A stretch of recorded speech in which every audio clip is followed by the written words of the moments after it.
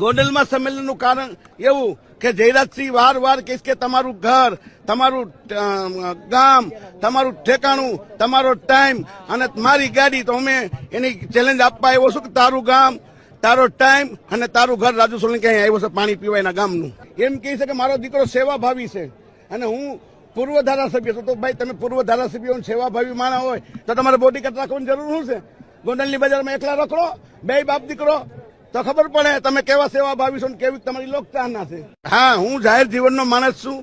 મારા સમાજ, મારી પાસે મોટા ભાગના જે ગુના છે જાહેર નામા ભંગના ગુના હોય. અમે સમાજના આવેદન પત્ર દેવા જતા હોય તો સરકાર જાહેરનામું બહાર પાડતું હોય તો એવા ગુના હોય અને સામાન્ય બોલાચાલી તો તમારે મારે બધાને થતું હોય. તો જયરાજસિંહ ક્યાં દૂધો ધોયેલો છે ભાઈ?